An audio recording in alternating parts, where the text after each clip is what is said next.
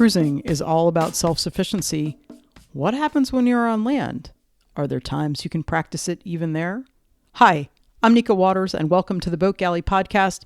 Today I'm going to share a couple of random self-sufficiency moments that we had just the other day while we're in the Northeast Kingdom of Vermont, pretty far away from our boat. Today's episode of the Boat Galley podcast is sponsored by Rainman Watermakers and SeaTask.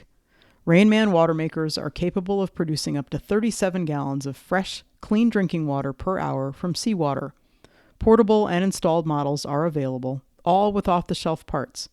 Configurations are available in AC, 12-volt DC, and even a gasoline system, with the new 2019 models being smaller, lighter, and quieter than ever.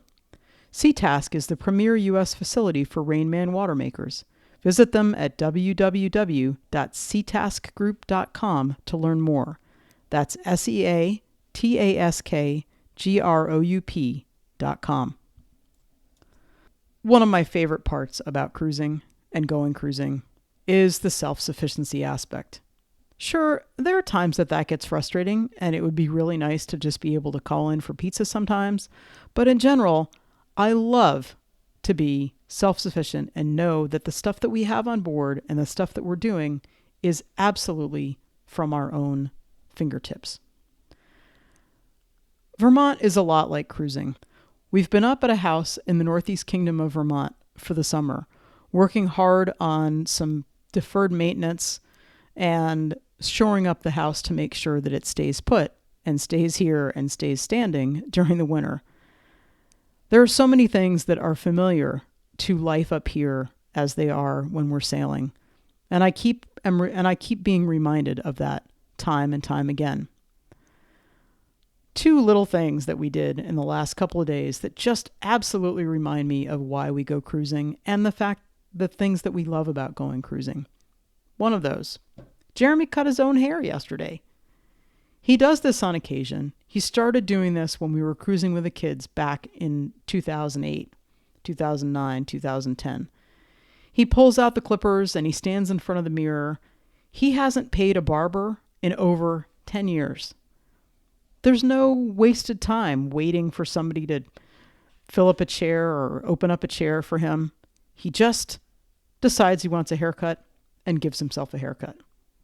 The next thing we need to do is teach him how to cut my hair, but for now, he cuts his own hair. Another way that we were self-sufficient was looking at what we had in the kitchen and pulling out a dinner out of what probably didn't look like there were a lot of ingredients there. Last night we made spicy red lentil soup with pita bread and my own version of raita. I made the pita bread from scratch. I didn't have to run out to the store to buy some, since I usually always have flours and yeast on hand as a matter of course.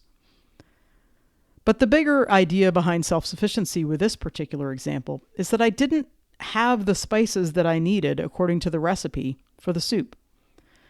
I thought for a second about going to the car to go to the store to get them, or even walking down to the local store because they've got some new spices these days, which is great. But I decided I wasn't going to do that. I was going to make do with what I had. I didn't have any chili powder. I didn't have any coriander.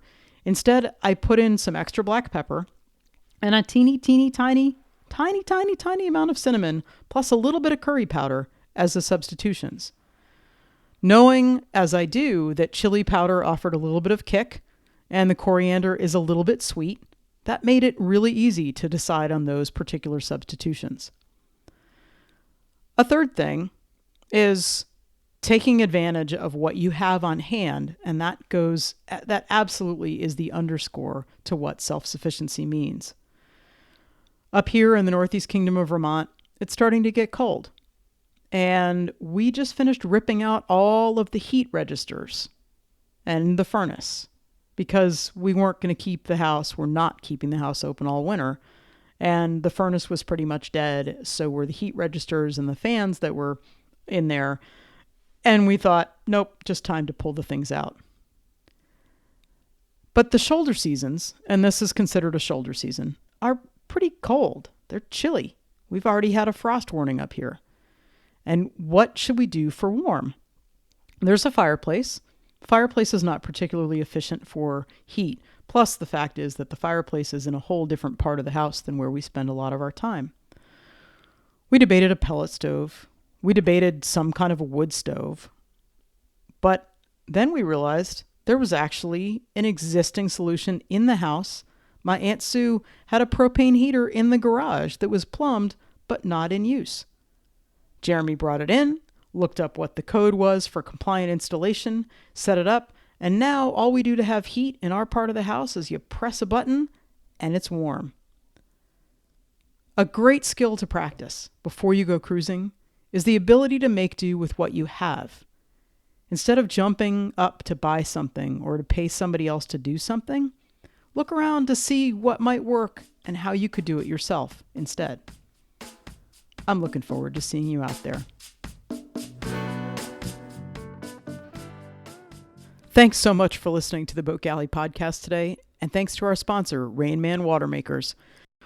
What kinds of self-sufficiency moments have you had in your life that you want to share with us? Drop us a line. We always love to hear from our listeners. Don't forget to subscribe. We'll see you next time.